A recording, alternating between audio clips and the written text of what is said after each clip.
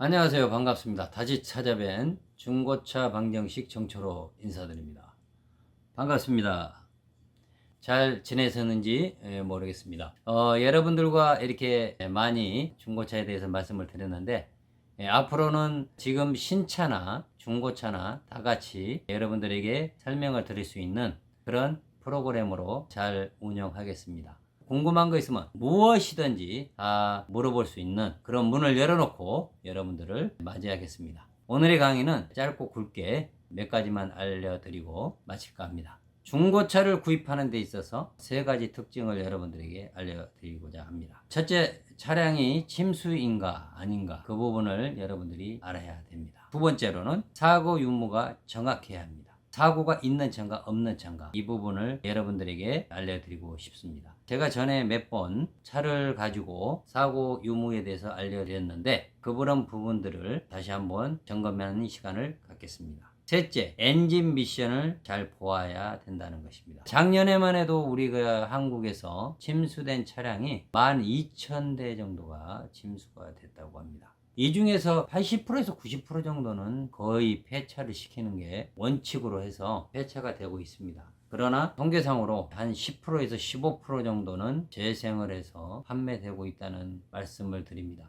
그러나 여러분들이 중고차를 살 때 차가 침수차였습니다, 그래서 싸게 팝니다, 이런 적을 들어본 적이 없을 것입니다. 원칙으로는 차가 침수가 됐을 때는 3분의 2 가격, 이 정도로 파는 게 원래 중고차의 원칙입니다. 그러나 그렇지 않고 있는 게 현실이기 때문에 침수차인지 아닌지를 정확하게 알아야 된다는 겁니다. 제가 간단하게 말씀드리면, 침수차는 안전벨트를 다 빼보는 겁니다. 끝까지.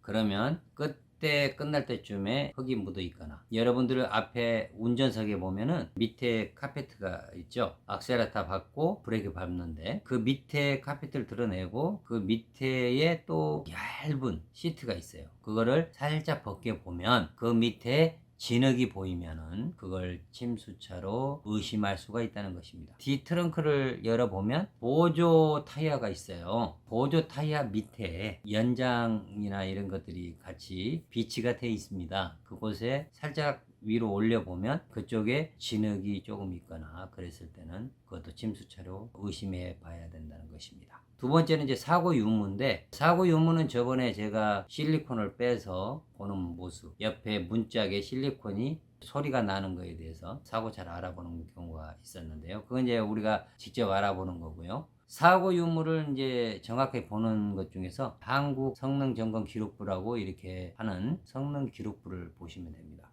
그것이 제일 정확하고요. 그 다음에 엔카 진단이나 이런 것들을 받아보는 그런 것도 중요합니다. 그리고 계약서상에 이 차가 침수차나 또는 사고차일 경우 이 차량을 반납할 수 있다, 이런 계약서에 조건을 걸게 되면 안전하게 차량을 살 수 있다는 것입니다. 세 번째, 엔진 미션에 대해서 우리가 잘 봐야 되는데요. 이 엔진 미션은 이런 경우가 많습니다. 지금 당장 1시간 그 정도까지는 미션이 좋은 경우가 많아요. 그래서 미션이 아무 이상이 없습니다. 근데 이게 엔진이나 미션이 열을 받으면 엔진이 문제가 생기거나 미션이 스배를 하거나 이런 경우가 많이 있습니다. 그래서 엔진이나 미션은 1시간 이후에도 시동을 걸어놓고 한번 시운전을 해볼 필요가 있다는 것입니다. 그 차량을 구입할 것 같으면 꼭 나올 때 시운전을 한번 해보는 것들이 더 중요합니다. 그래서 1시간이 지났을 때, 미션이 열을 받았을 때, 그때 증상이 나타나는 경우가 많이 있습니다.